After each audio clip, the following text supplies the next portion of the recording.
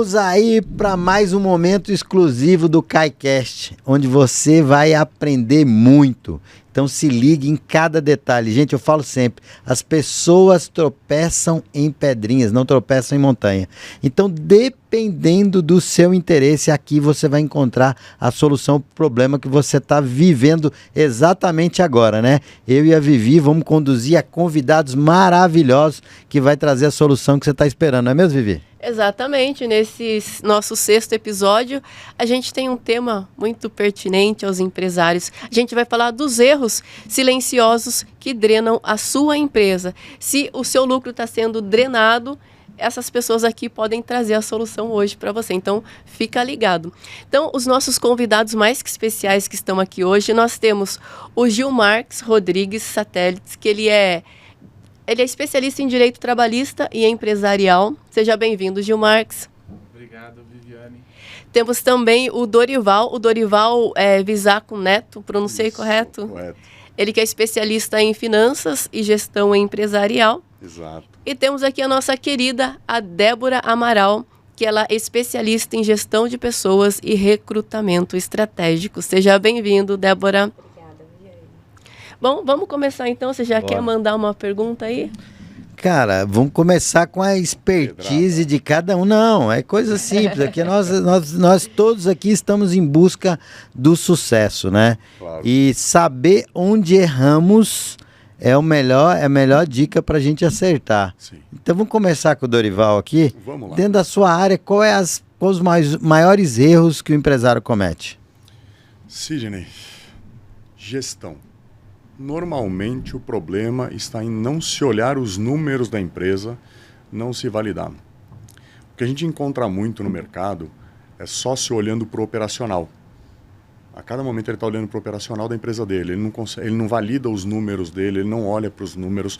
E isso vai se intensificando à medida em que a empresa cresce. Tá? Então, assim, o problema hoje que eu posso te dizer que existe mesmo é gestão. E essa gestão não está focada em precificação, em verificação de operacional, em verificação de números, em indicadores chaves da própria empresa. Então, o que eu posso te dizer é o problema está na gestão. Porque a empresa ela foi feita para dar lucro. E se você abre um CNPJ hoje para ter lucro e não olha para os seus números, como é que você vai querer ter lucro? Você tem que olhar, não é só operacional, entendeu? Então, para mim, o problema hoje está focado extremamente na gestão do negócio, tá? Gilmarques, Sim. qual que são os maiores problemas que você vê que prejudicam o empresário na área do direito? Se você pudesse sinalizar aí, ó, cuidado com isso, isso, isso, o que você falaria para o empresário? Hoje dos grandes gargalos para o empresário são as ações trabalhistas. Hoje a ação trabalhista é um problema muito sério e o empresário precisa tomar muito cuidado na contratação, na gestão e no monitoramento desses empregados. Porque uma ação trabalhista tem a possibilidade de quebrar uma empresa. Isso é muito grave, porque quando o empresário ele senta à mesa na Justiça do Trabalho, ele é qualificado como uma empresa de grande porte. Muitas vezes aquele empresário está ali batalhando para conseguir manter seu negócio ativo. E na Justiça do Trabalho, em razão dessa visão protecionista, a empresa muitas vezes que trabalha de maneira correta, mas tem falha na gestão, acaba tendo dificuldade para provar que vinha trabalhando e respeitando o direito do empregado. E você, Débora? Se você pudesse listar aí os principais erros, quais seriam? Eu acho que o principal erro é o erro na contratação, né? Uma contratação mal feita, ela é um risco gigantesco financeiro e na saúde da sua empresa, né? Então, a gente pode gerar, tem vários impactos uma contratação mal feita. Desde o impacto operacional, que é queda de produtividade, que é uma baixa na cultura da sua empresa, então dá uma dificultada no teu clima.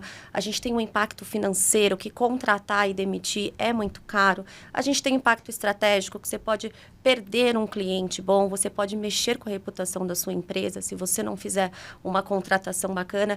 Então, eu acho que a contratação mal feita é a principal ameaça invisível que a empresa pode ter quando a gente fala de gestão de pessoas. top. E como é que é uma contratação mal feita? Explica para os empresários o que é uma contratação mal feita. A contratação mal feita é contratar um profissional que não está alinhado ao seu propósito, aos seus objetivos e ao que a sua empresa precisa como necessidade, tá? Então, se a sua empresa precisa, para contratar certo, ela precisa entender o que ela precisa, qual que é a necessidade real, técnica que ela precisa. E encontrar um profissional que esteja alinhado tanto culturalmente com a sua empresa, quanto estrategicamente. Então, ele tem que ter conhecimento técnico, sim, mas ele tem que ter um comportamental que ande de encontro com o que a sua empresa busca. Então, se não tiver alinhado o técnico e o comportamental, provavelmente vai ser uma contratação mal feita. Legal, legal. E para contratar bem feito? Para contratar bem feito, a gente tem que fazer esse casamento aí, né? O que nós somos especialistas em fazer é entender qual é a necessidade da empresa e fazer um recrutamento de uma forma muito criteriosa, tá? Primeiro entendendo e traçando junto com o empresário qual que é a necessidade da empresa dele, entender se é realmente aquilo que ele precisa. Depois disso, a gente vai trazer os candidatos bem equalizados com relação às soft skills e às hard skills, né? Soft skills são os comportamentos, então a comunicação, a liderança, tudo que a gente pode dizer de comportamento, e hard skills são os conhecimentos técnicos, é o diploma, é o nível de inglês, né? Então a gente tem que alinhar, atrelar essas duas importantes soft skills, né? Que é o skill e o soft skill e o hard skill, e aí a gente traz também a cultura da sua empresa, porque a cultura da sua empresa é super importante no processo de contratação. Top. Legal. Legal isso daí. O Will queria fazer uma pergunta para o Gil Marques, porque ele falou da importância, né, do empresário estar ligado nessas questões trabalhistas. Mas, assim, existe um jeito de prevenir isso antes que aconteça? Existe sim. O empresário precisa estar bem alinhado com a sua assessoria jurídica, entender quais as causas que acarreta mais demanda na Justiça do Trabalho e adequar a sua gestão. Muitas vezes, por exemplo, o empresário tem uma pessoa no cargo de chefia que não representa os valores da empresa. E aquele chefe pode causar problema de assédio moral, assédio sexual, e tudo isso vai cair no bolso do empresário. Todo esse prejuízo vai para o bolso do empresário. Então, o empresário precisa estar atento a, por exemplo, essas questões. Colocar pessoas certas nos cargos certos.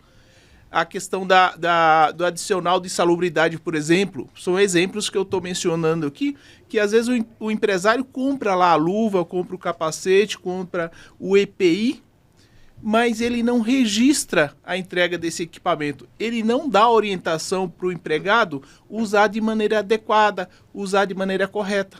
E muitas vezes resulta em acidente ou, quando é acionado judicialmente, o empresário não consegue comprovar a entrega, o fornecimento daquele EPI. Não comprova que treinou aquele empregado. Consequentemente, ele não consegue fazer a prova na justiça e acaba sendo condenado. Então, esses são alguns dos exemplos que eu estou mencionando para você, mas existem outros. Por exemplo, a questão das horas extras. Às vezes o empresário não se preocupa de registrar, de monitorar a entrada e saída do empregado.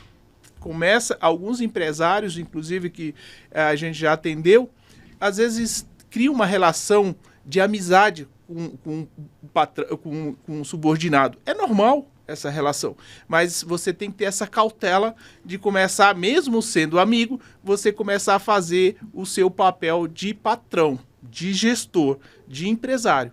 Porque a Justiça do Trabalho vai te cobrar isso lá quando você senta à mesa da audiência. Muito interessante isso, porque eu acredito que até uma simples tarefa que não faz parte da função dele entra como desvio de função e pode causar um processo também, né? Também. Às vezes o empresário, para sobreviver, né, no mundo dos negócios, porque não é tão fácil, ele às vezes acaba, contrata um ajudante de produção, coloca ele para ser operador de empilhadeira. Contrata um ajudante de caminhão e coloca ele para dirigir caminhão, né? E algumas dessas atividades exigem qualificação, porque a lei exige, por exemplo, um operador de empilhadeira, ele tem que receber o treinamento lá de acordo com a NR11. O motorista de caminhão, por óbvio, ele tem que ser habilitado para aquela categoria de carga. Às vezes tem cargas especiais, exige treinamento especial. E aí o empresário, né, para tentar economizar um pouquinho, para conseguir sobreviver, acaba burlando essas regras básicas. E às vezes o ajudante de produção causa um acidente com a empilhadeira, às vezes o motorista de carga perigosa não tem a habilitação adequada, causa um prejuízo. E são prejuízos que às vezes a empresa não está preparada para suportar. Às vezes a empresa não tem um seguro, às vezes a empresa não tem uma reserva para suportar isso. Muitas empresas acabam quebrando, porque quando isso deságua lá numa ação judicial, o peso é muito grande e o empresário não suporta. Leva à falência, né? Exatamente. O Dorival, ele trabalha na parte de gestão, ele falou assim que a gestão é o gargalo, né? Isso. O que seria? Por exemplo, dá um exemplo, assim, putz, eu entrei nessa empresa e eu vi isso daqui lá, que se ele não mexer com aquilo, a empresa vai falir em, sei lá, em um mês a empresa quebra, um exemplo, né? Legal. Vamos ser exagerados. Eu não vou conseguir te dar um exemplo assim, porque a gente entra para recuperar, né? Mas, Vivi, o que eu posso te dar de exemplo de gestão ruim foi um caso de uma empresa que eu até relatei há pouco tempo num vídeo numa rede social minha. A gente conversou com um empresário e o empresário relatou para a gente que ele estava tendo prejuízo, por volta de 16 meses tendo prejuízo já na empresa dele, algo em torno de R$400 mil. E ele, por sorte, por ser bem relacionado lá fora do país, ele tinha uma linha de crédito, ele tomava valores lá fora e conseguia vir segurando o negócio, fazendo funcionar. E aí a gente falou, tá bom, ok, nossa metodologia para entrar e fazer uma avaliação, entender. Então vamos fazer uma reunião, chama o seu contador, vamos bater um papo e entender o que está acontecendo, né? E aí, no meio dessa conversa, a gente falando com o contador falou pra gente que eles estavam no lucro presumido. Agora, o Sidney sabe o que eu estou falando, acho que todo mundo aqui deve saber o que eu estou falando. Se você está tendo prejuízo hoje na sua empresa, cara, sua carga tributária vai lá embaixo, porque você não tem que pagar sobre um lucro que não existe na sua empresa. E o que acontecia com esse empresário? Ele estava pagando lucro presumido e faturando 3 milhões por mês. Então ele pagava em cima do faturamento dele. Isso é um erro de gestão. A gente falou, contador, por que você está fazendo isso? Você tem que informar. Cara, é muito complicado, porque tem a parte documental. A gente conversou com o empresário. Empresário, você não tem documento, você está desorganizado, porque o lucro real exige, sim, uma demanda documental muito maior do que o lucro presumido. O lucro presumido, o fisco não olha exatamente suas despesas, porque o foco dele está no faturamento. Quando a gente falou com o empresário falou que não. Documentação regular, sistema funcionando, tudo funcionando. Simplesmente o contador não mudou o enquadramento do empresário. E aí você fala para mim que isso não é um problema de gestão, então, assim, foi uma falta de conhecimento do empresário de que ele poderia ter feito essa manobra e uma falta de, não sei nem o que te dizer, do contador de avisar o empresário que ele estava seguindo pelo caminho errado.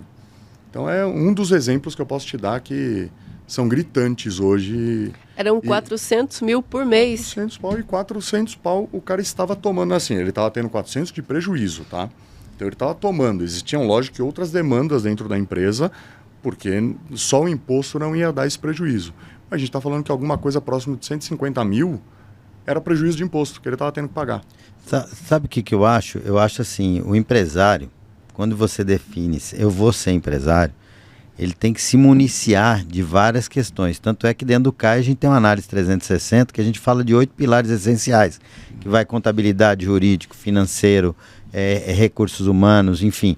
O empresário tem que, no mínimo, ter noção disso. Exato. Eu não digo que ele tem que ir para a operação, contrata a Débora se ele precisa de contratar colaboradores, contrato jurídico, contrato financeiro, mas ele precisa ter noção. Da mesma maneira que ele pega toda a parte contábil e transfere para um contador que ele nem conhece, nem sabe de onde veio. Ele simplesmente contrata um contador como sendo um mal necessário. E eu sempre falo o seguinte, cara, dentro dos profissionais que você tem na sua empresa, um bom contador e um bom advogado é o pilar para você navegar. E normalmente, primeiro, eu não contrato um jurídico porque eu acho que eu não preciso. Mas o preventivo é muito melhor do que o remediável. E o contador também, ele não investe num bom contador porque ele acha que contador é um mal necessário. E aí tem problema e não sabe por quê. Gilmarques, quantos profissionais, empresários, chegam lá no seu escritório com problema que daria para prevenir e ele já chega quando o caldo entornou, por exemplo? Muitos. Infelizmente, assim, o empresário, muitas vezes ele quer economizar em questões muito simples de ser resolvida com antecedência, com prevenção. Um simples contrato de locação, você já consegue evitar um problema futuro. Você vai comprar um imóvel, você tem que fazer análise da documentação. Você vai comprar uma frota, vai trocar sua frota de veículos, você vai assinar um contrato de financiamento, é importante a orientação de um advogado para fazer análise desses contratos.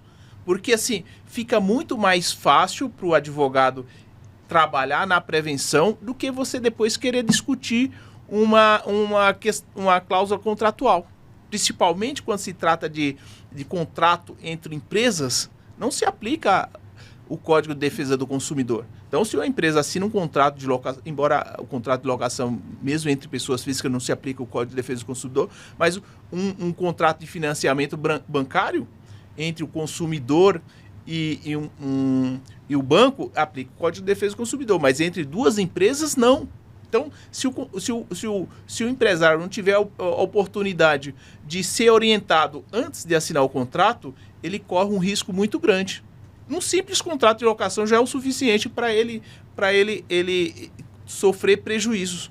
Então, são exemplos que eu trago aqui, simples, mas que se o empresário ligar para o advogado, estou mandando um contrato, faz essa análise, o que a gente pode fazer para nos proteger se der problema.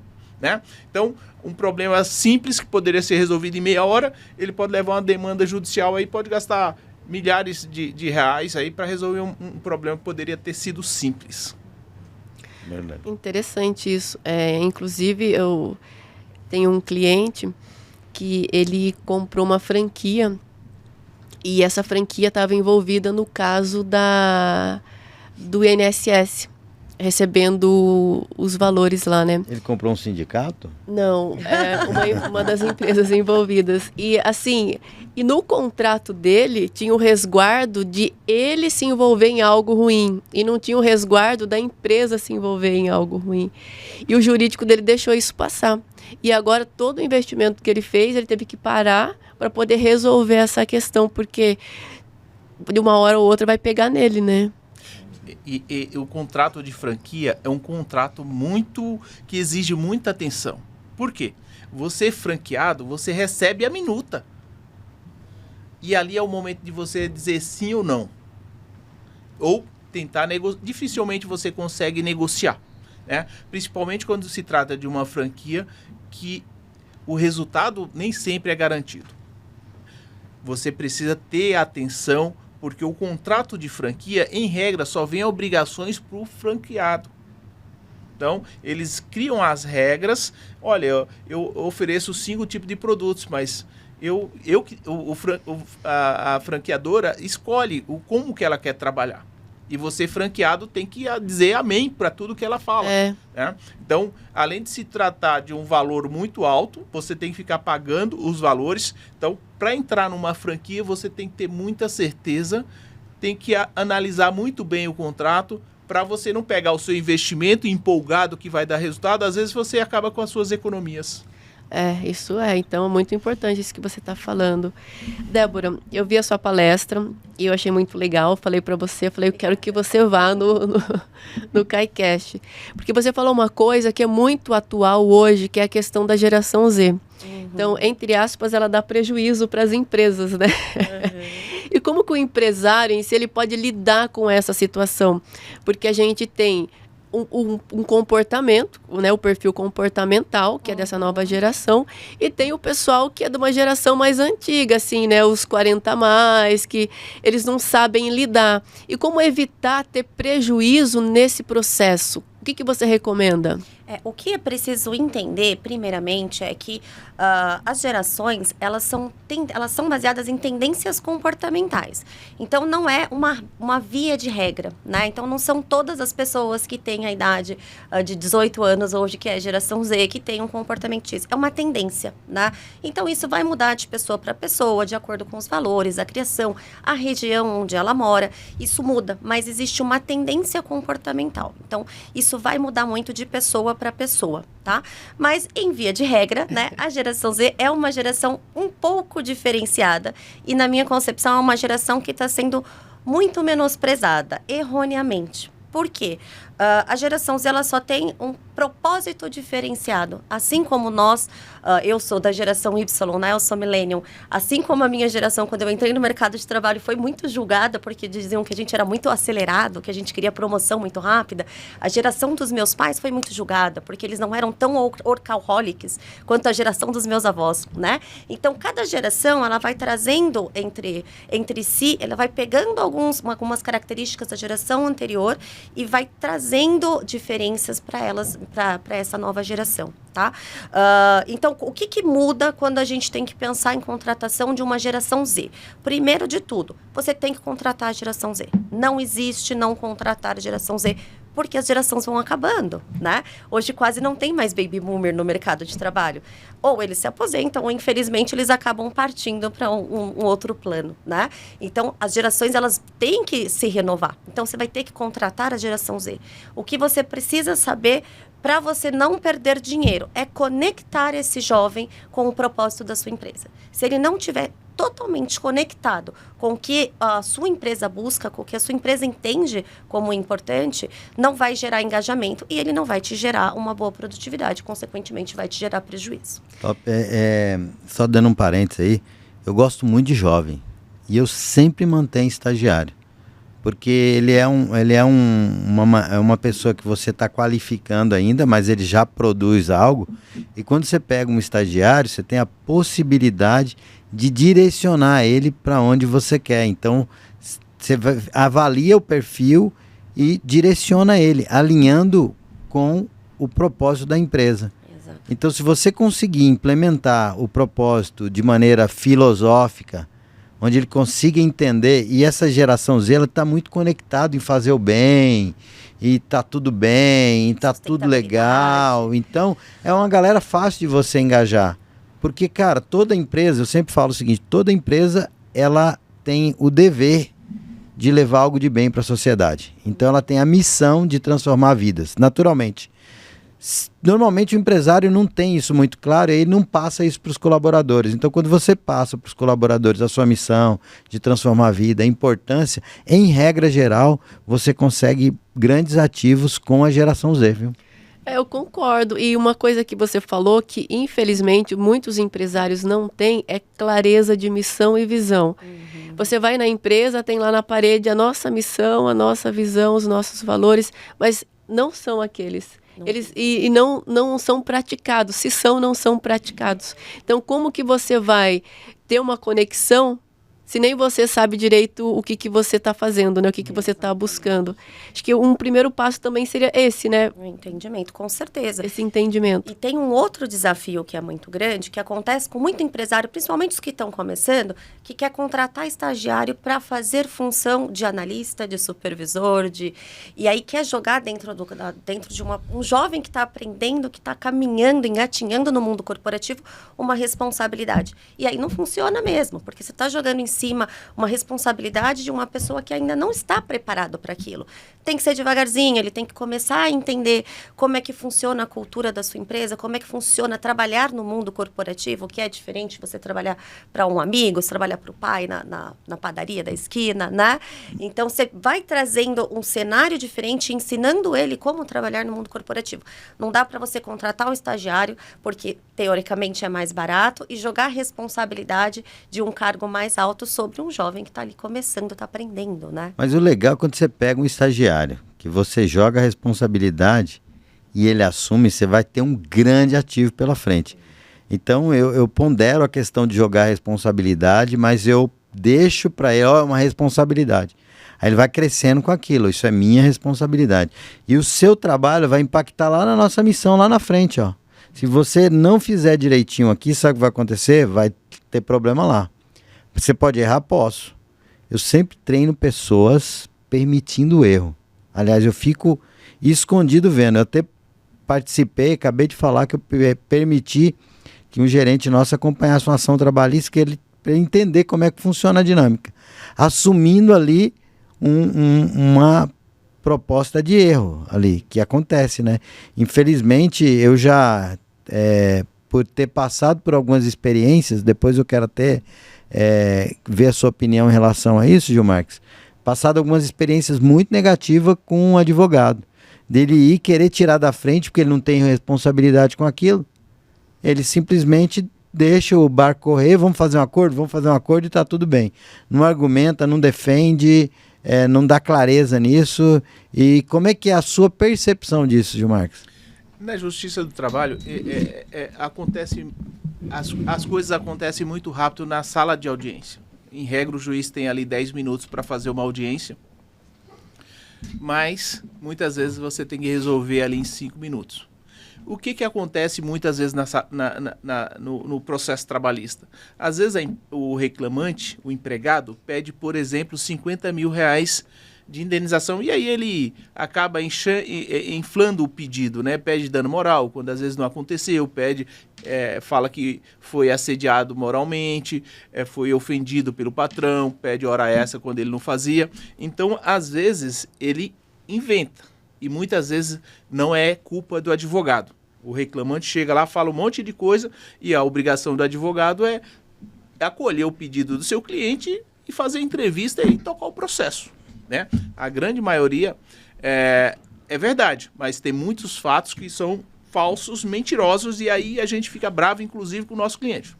O que acontece na Justiça do Trabalho? Às vezes, a possibilidade de acordo é interessante para você não correr o risco.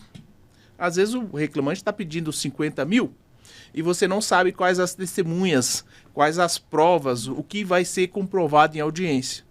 Às vezes você não quer correr o risco. E às vezes surge uma oportunidade ali de você pegar aqueles 50 mil que está sendo discutido e fazer um acordo de 5 mil, né? E aí, às vezes, o empresário que está à noite sem dormir, que às vezes a gente recebe empresário lá, cara, eu não aguento, não estou conseguindo dormir, né? E às vezes você pega a demanda de 50 mil, é um exemplo, mas tem a ação aí de 1 milhão, você consegue resolver com 20 mil. Por quê? Você consegue administrar o risco. E aí o advogado tem que ter essa habilidade para passar para o empresário esses ganhos sem demonstrar isso que você percebeu. Parece que o advogado quer se livrar do problema, mas muitas das vezes é administrar o risco. Porque imagina que você não faz aquele acordo e esse processo vai para frente. Às vezes na audiência pode dar uma revelia, a sua testemunha que você fala, essa testemunha é boa, mas na hora do depoimento ele pode dar uma escorregada, e a testemunha do reclamante ser muito boa, convincente, e o juiz desconsiderar o depoimento da sua testemunha e considerar o depoimento da outra. Você pega um juiz que é pró-empregado, você corre esse risco, porque eles são seres humanos. E, infelizmente, eu vou falar para vocês, já presenciei juiz muito tendencioso na audiência. Infelizmente. O juiz que indefere a sua pergunta e defere a pergunta do outro. O juiz que demonstra que a produção da prova não é totalmente imparcial. Ele favorece uma parte, autorizando a pergunta, e defere a sua.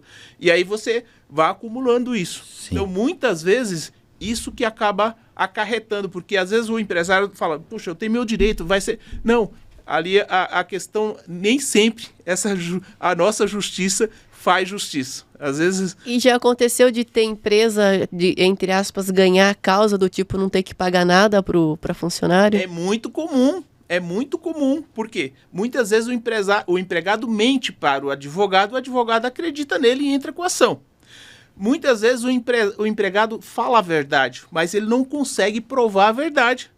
Então, se ele fala que foi ofendido pelo patrão que o chamou de apelido, algum xingamento, mas chega na audiência, ele não consegue trazer uma testemunha para provar esse fato, cara, se ele não provou, ele perdeu a oportunidade. Eu acredito, assim, que como empresário, assim como a gente falou um pouco antes aí, você tem que estar preparado para conhecer dos assuntos, porque você vai, com certeza, encontrar muita gente boa pela frente, mas vai encontrar muita gente ruim do tipo advogado que não está preparado. Ele só é um advogado e você tem que ter conhecimento de causa para poder se embasar ali. Eu já vi vários advogados entrando em causa sem estar preparado. Simplesmente vamos ali e você, como empresário, se você não tiver antenado, não conversar com outros empresários que já passaram por experiência. Eu tenho cliente, por exemplo, que é amigo meu, empresário há muitos anos, que todo processo, ela mesmo se prepara, ela vai ler o processo, ela já busca a jurisprudência que tem sobre o assunto, senta na mesa do juiz e o advogado está lá só para cumprir uma tarefa. Então eu acho o seguinte, você tem que ter um bom advogado e você também tem que estar preparado, quem entende do seu negócio é você, quem sabe o que acontece dentro da sua empresa é você. E aí, nesse caso, o preventivo sempre é muito bacana. E aí, falando de preventivo, a gente sabe que no mundo dos negócios, as pessoas vacilam relacionada ao cálculo do preço de venda.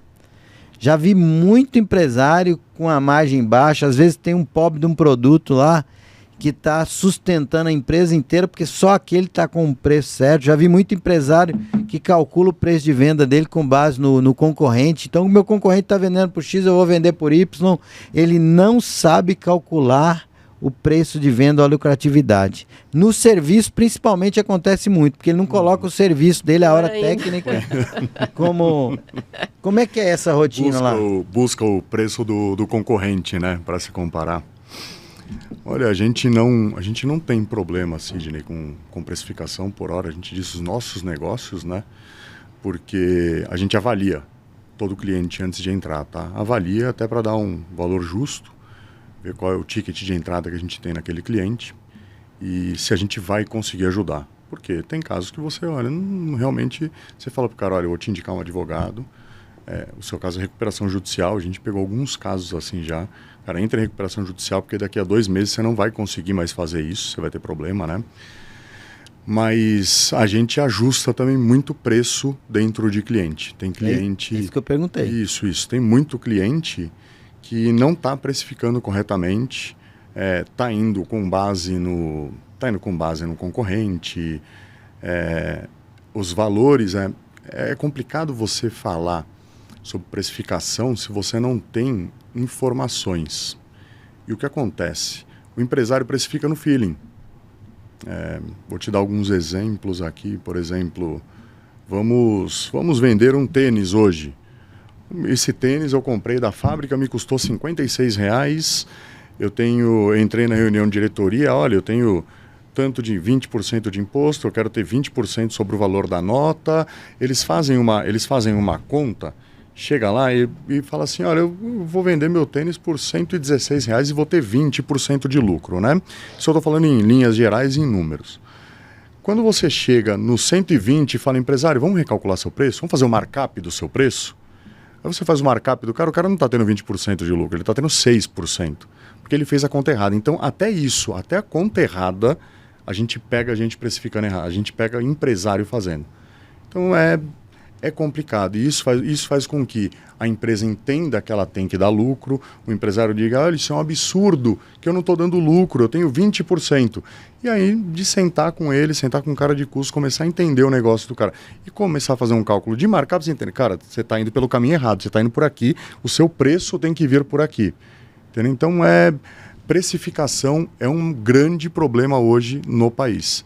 Não é vender picolé, comprar por R$1, vender por R$1,50 e falar que teve 50% de lucro, porque não é isso, não é essa a conta. Você me fez lembrar de uma época que eu era do rádio e eu fazia tudo também. Então, eu vendia propaganda, fazia o programa. Eu lembro que eu cheguei num cliente para fazer a oferta e aí ele falou assim, olha, a tal loja está dando 50% de desconto. Eu não consigo dar 50% de desconto porque ele joga 100% no produto. Por exemplo, compra por 10, vende por 20 e está dando 50%. Eu só jogo 30%. Então, o máximo que eu conseguiria é dar 30% para ter o meu custo. Então, em nenhum momento ele está fazendo o preço de forma correta. Não. Por quê? Porque ele só está considerando o valor da mercadoria. Né? Então, a gente trazendo aqui para a nossa conversa isso, às vezes a pessoa não coloca nem o aluguel, a conta de luz, mas o prédio é meu. Eu não pago aluguel, mas se você pagasse aluguel? Não. É o básico, Exato. né? É muito comum o cara chega, ó, eu comprei esse copo por 50, vendi por 100, qual que é o seu lucro? 100%. É um negócio que o absurdo fora gira, do comum, gira né? aí, Então exatamente. ele não calcula o custo, que foi 50, e não calcula a margem com base na venda, ele calcula a margem com base no preço de compra. Sim. Então é uma distorção generalizada, é o que eu falo, o empresário, ele não se prepara para ser empresário. Ele muitas vezes estuda o seu negócio, mas ele não se preparou para ser empresário. Ele tem uma margem baixa, não está tendo resultado e não sabe por quê. E aí pior, né? No seu caso, você deve você vai pegar muito empresário que te contrata para você fazer uma consultoria. Quando o consultor chega na empresa, não tem nem número para entender. Ele precisa primeiro fazer os números para depois entender onde é que está a falha. Existem casos assim, não são poucos. Não são poucos. Você chega lá, o cara fala, olha, até o mês passado eu estava tirando X de retirada da empresa. Esse mês aqui eu tô com a conta vermelha. Então assim, me ajuda a entender o que está acontecendo. Tá bom, vamos olhar seus relatórios. Relatório. Não, tem a planilha de Excel aqui com o Pedrinho, tem o Zequinha aqui, ele tem uma planilha ali. Aquele cara que faz a produção tem um papelzinho pendurado na parede, é isso que eu tenho. Mas o senhor precisa se atualizar, né? Ah, mas a gente veio até hoje aqui assim. Pra quê? Sempre foi assim. O sempre foi assim? Se vocês me permitem, eu vou contar uma história do sempre foi assim. Vocês me permitem? Não quero tomar muito tempo muito espaço. Uma criança perguntou para a mãe, né, na época de Natal, mãe, por que a senhora corta as duas pontas do Chester na hora de cozinhar, na hora de assar? Ah, filha, eu não sei, eu faço isso porque sua avó fazia, né? Tá bom. Aí a menina vai lá, vovó, por que a senhora corta as duas pontas do Chester antes de assar? Ah, filha, eu não sei te responder, eu faço isso porque sua bisavó fazia. Aí ela vai lá, bivó, benção, a senhora pode me falar por que a senhora corta as duas pontas do Chester antes de assar? Ah, minha filha, eu fazia isso antigamente porque a panela era pequena. Não cabia. Então, assim, é mais ou menos a lógica do empresário. Ele não entende por quê e ele só segue fazendo. Exatamente. Quando é muito comum você perguntar pro empresário como é que está a lucratividade dele, e muitas vezes ele olha o saldo da conta para saber se ele está tendo lucro ou não. Mas às vezes o saldo da conta ele distorce demais. Muito. Porque em vez dele avaliar o resultado pelo DRE, ele está avaliando pelo DFC. Como é que você tem tratado isso? Os caras, eles têm absorvido isso bem? Você consegue implementar essa análise ou esse cruzamento que é interessante demais para efeito de gestão? Sim, a gente consegue fazer sim, tá? A gente cruza essas informações. Normalmente o cenário que a gente encontra é o contrário. Chega no final do mês, o balanço fechado do mês anterior, o empresário recebe, ele chama a gente e fala, cara, eu tô quase não pagando minha folha aqui, eu tô com um problema de caixa aqui agora, só que eu tô com 3 milhões lá no meu... vendi 3 milhões no mês, o que está acontecendo? Porque ele olha o faturamento. Quando ele vai olhando só o faturamento, ele entende que o negócio dele está indo bem, está funcionando. Só que ele não vê que na loja dele ele está parcelando em 10 vezes, ele não vê que ele está pagando fornecedor em 30 dias, ele não entende que existe um desencontro de regimes de caixa e competência. Então, a gente consegue elaborar, sim, alguns sistemas de trabalho, incluir alguns indicadores, principalmente de tempo, giro de estoque, para entender por que ele está tendo esse descasamento tão grande na empresa dele e tentar ajustar o máximo possível.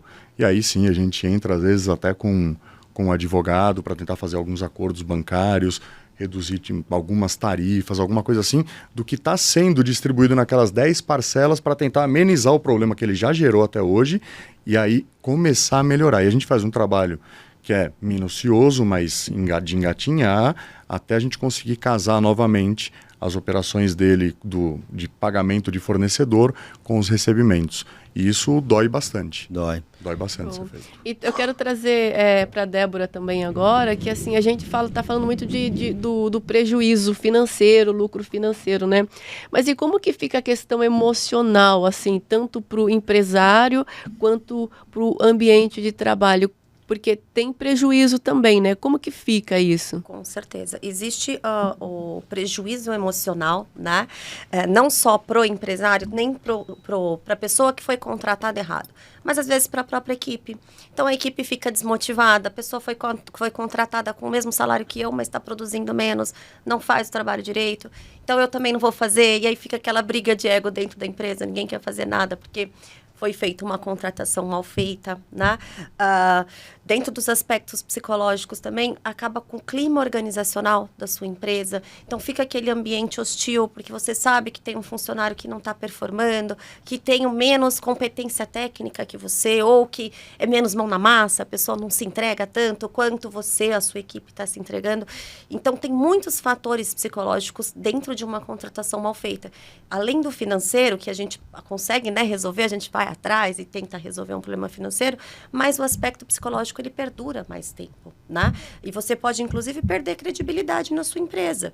A sua empresa pode ficar com uma reputação ruim por conta de uma única contratação mal feita, né? Perante o seu cliente, perante a sociedade que vê, olha, essa empresa não para ninguém, o turnover é altíssimo. Hoje tinha 10 pessoas, amanhã tem outras 10. Então, que empresa é essa? Qual a credibilidade que essa empresa tem?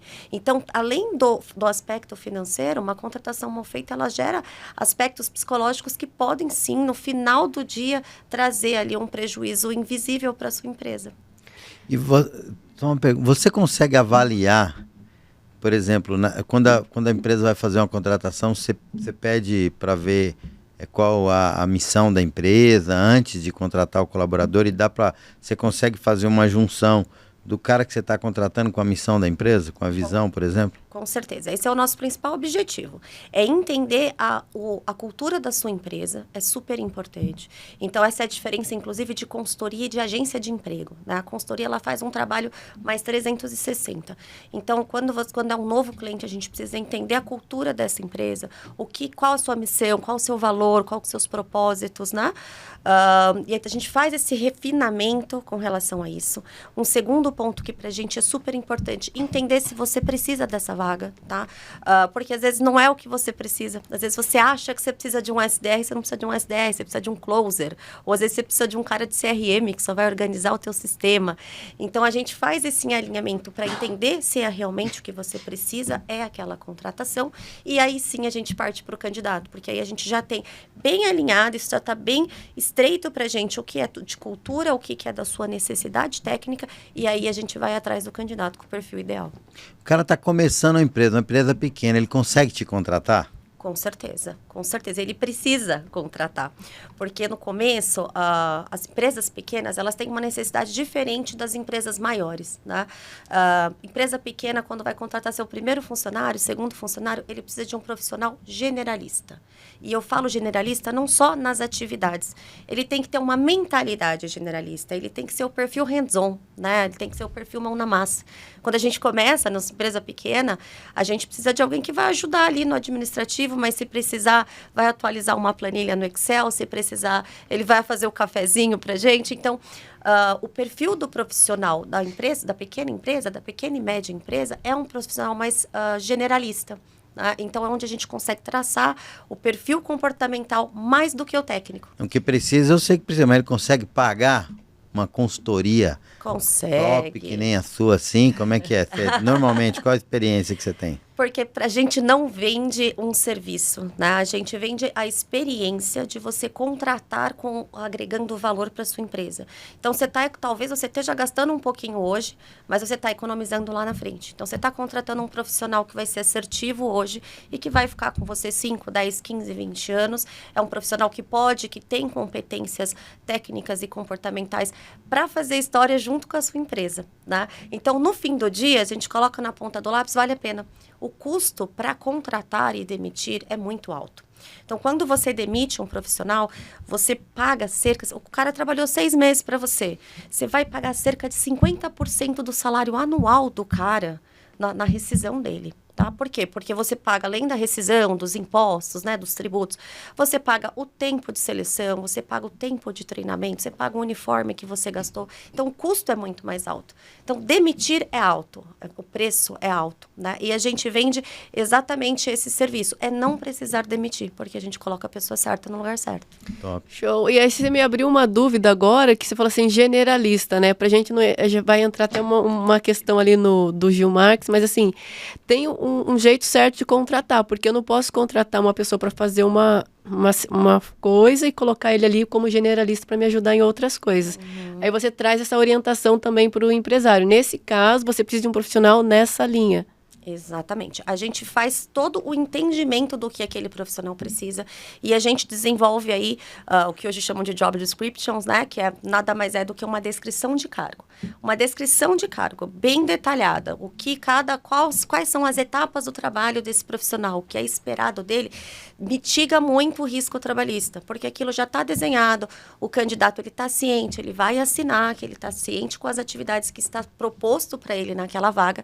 Então, o risco trabalhista é menor, né? Existe sempre o risco trabalhista, por isso que a gente precisa trabalhar muito no preventivo, né, doutora? Isso mesmo. Mas a necessidade de você fazer uma descrição de cargo bem detalhada tem que ser feita desde o começo. Na verdade, é importante você fazer desde o planejamento, né? Quando você vai fazer o teu headcount, que o ideal é você fazer lá no finalzinho do ano, para o ano seguinte, você já desenhar isso. Então, quais são as funções que eu preciso para alavancar o meu negócio no ano que vem?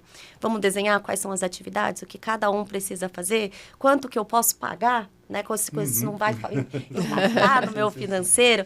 Então, todo esse planejamento é importante fazer desde o começo, para que você não tenha esses problemas lá na frente. Legal. E aí, trazendo para o Gil Marques, você tem algum caso, por exemplo, assim, real, que você atuou, que tipo uma medida preventiva pequenininha trouxe uma baita solução ali? É interessante o que a Débora falou. Por quê? Porque se você faz a contratação bem feita, como é essa contratação bem feita? Você delimitar exatamente quais vão ser as tarefas executadas por aquele empregado. Se você elabora um bom contrato de trabalho e deixa claro quais vão ser as atribuições dele, futuramente ele não pode alegar desvio de função.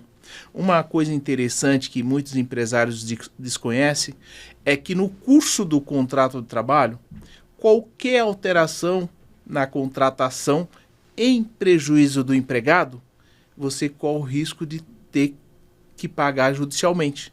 Por exemplo, se você negocia com o empregado um ajuste no salário, mesmo que seja comissão, e futuramente esse empregado consegue provar que, em razão desse ajuste no curso do contrato, ele sofreu prejuízo, e é muito comum isso, principalmente na área de vendas, que você muda ali o local que aquele empregado tem que atuar. Às vezes você altera o percentual da comissão e o empregado consegue provar judicialmente que, olha, nesse período anterior, nesse ano anterior, minha renda era de 5 mil, mas em razão da alteração na forma de pagamento, eu continuei pagando, vendendo da mesma forma, mas o meu ganho foi só de 4 mil. Ou seja, em razão da alteração feita pelo empresário, aquele empregado pode pleitear judicialmente essa diferença, porque ele traz para a justiça, e a justiça tem um entendimento muito tranquilo em relação a isso, que qualquer alteração no curso do contrato de trabalho, para pior, né, ainda que o empregado concorde, você desrespeita uma das regras trabalhistas. É evidente que há exceção, né? Quando você faz isso por acordo coletivo, tem aquelas regras de empregado com curso superior, com o cargo com ganho maior, que a reforma de 2017 trouxe, mas a regra é essa. Se a alteração do contrato for para pior, o empregado pode pedir na justiça essa reversão. A correção ali. Exatamente. E aí, daí eu teve uma outra dúvida aqui, que é assim, por exemplo, e no caso do empregado que ele cobre férias do outro, como que fica? Porque eu conheço uma pessoa que ela cobre férias de todo mundo na empresa e ninguém cobre a dela, porque Ninguém faz tudo. Aí tem que analisar a alteração, se isso muda no salário. É muito comum, por exemplo, o ajudante de operador cobrir férias do operador, né? Só que como isso acontece uma vez por ano, se essa pessoa procura um advogado, vai dar uma diferença ali de R$300, R$400, R$1.000. Não compensa um processo trabalhista. Mas é uma atenção que o empresário precisa ter. Se ele vai ter um que cobre férias de todos, ele precisa ter um equilíbrio ali na questão do salário. Ele não pode pegar um ajudante e botar aquele ajudante para cumprir as férias de todos os 12 operadores da empresa. Por quê? Se o ajudante fica tirando as férias dos 12 operadores, ele tem que colocar um operador. Porque se aquele ajudante provar que pelo menos aí já começa a valer a pena um processo judicial, que o ajudante recebe 2.000, o operador recebe 3.000. E ele está trabalhando duas vezes, fazendo duas vezes o papel de... Isso, e aí tem uma rotina. Se judicialmente ele com uma testemunha prova que ele começa a executar aquela tarefa durante todo o ano, né, e ele recebendo um salário inferior, a justiça vai dar amparo para o pedido dele. Então, essas questões que chegam na justiça é uma questão que demonstra muito a falta de organização do empresário. O empresário precisa se organizar, monitorar. A gente entende, nós advogados entendemos, porque a atividade do empresário é muito dinâmica. Uhum. Ele tem que focar em ganhar dinheiro, gerar lucro. Mas isso daqui é o prejuízo silencioso. Tem que se resguardar disso. Ele tem que ter atenção, tem que olhar lá na questão fundamental da empresa, que é produzir, mas não pode ignorar a gestão. Porque senão ele ganha lá e perde aqui. E aí não fica interessante, né? Porque a demanda da justiça do trabalho é muito onerosa. Na verdade, um dos maiores prejuízos que eu vejo do empresário é não ter previsibilidade. Então você faz um planejamento orçamentário, você calcula tudo, você calcula o seu custo com base num salário X. Aí lá na frente o camarada trabalhou com você anos e você achou que estava tudo certo. E para ele também estava, porque ele nunca reclamou. Só que aí ele sai, ele tem até 2 anos para questionar aqueles fatos. E aí você corre o risco de ter a previsão sua completamente por água abaixo. Outra questão é a questão tributária. Você faz um planejamento baseado numa legislação, uma legislação intensa, vasta, onde o chicote estrala no Brasil. Então você calcula tudo com base no imposto. Quando você vai ver, tem outro. E a margem é baixa, né? Mas o governo, ele tem a margem dele alta. O maior sócio do empresário brasileiro é o governo, né? Como é que você trata isso, Dorival? Como é que você trata essa previsibilidade dentro da sua consultoria financeira? Como é que você trata isso lá? Vamos lá, Sidney. Previsibilidade é o ramo de atividade do cara, né? Tem alguns ramos que realmente não se tem muita previsibilidade, né? É um negócio muito sazonal.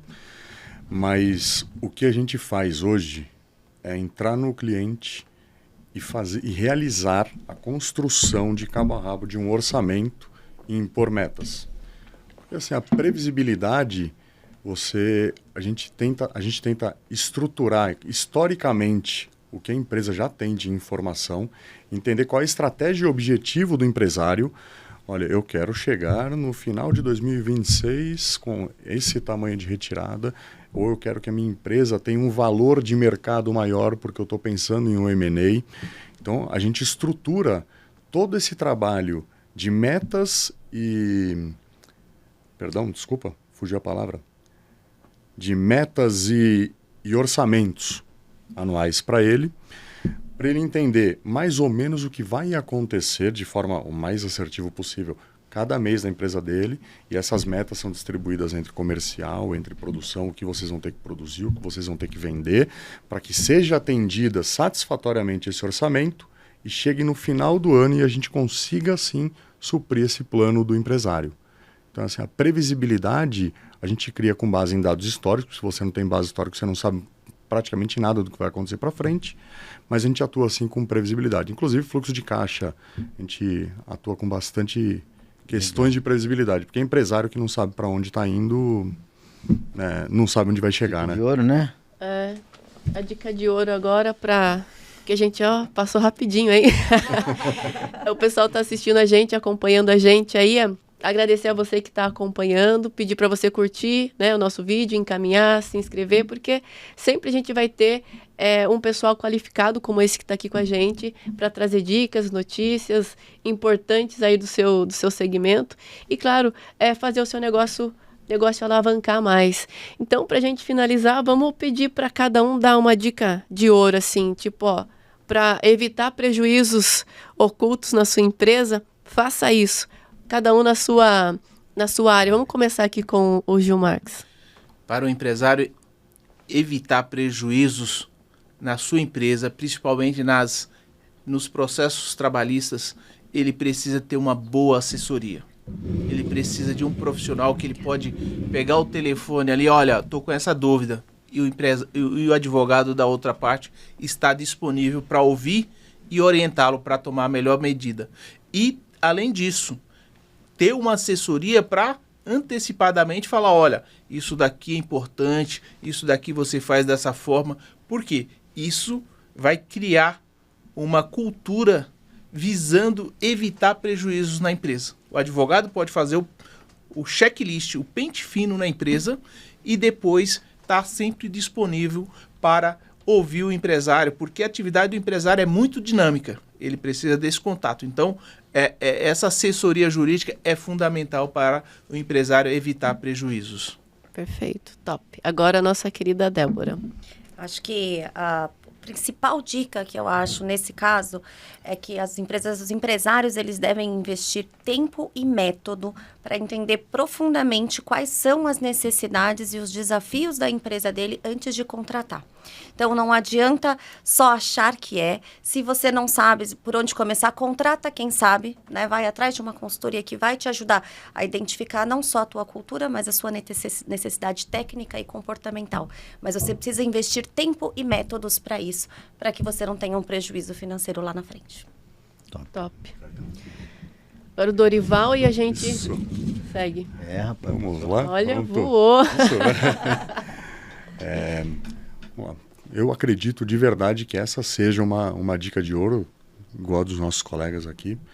O empresário sentar todo mês, pelo menos uma vez por mês, com o seu diretor, controller ou gerente financeiro, sentar com o seu contador, com o seu advogado, com o seu RH, o seu tributarista, e ver se os planos que ele está traçando para a empresa estão sendo seguidos.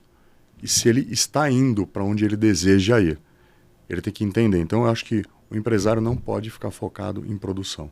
Ele tem que sentar com um contador, que é extremamente importante, financeiro, RH, tributário, jurídico, todo mês, em que ele marque uma reunião de 1 ou 2, 3 horas com todos esses profissionais da empresa dele.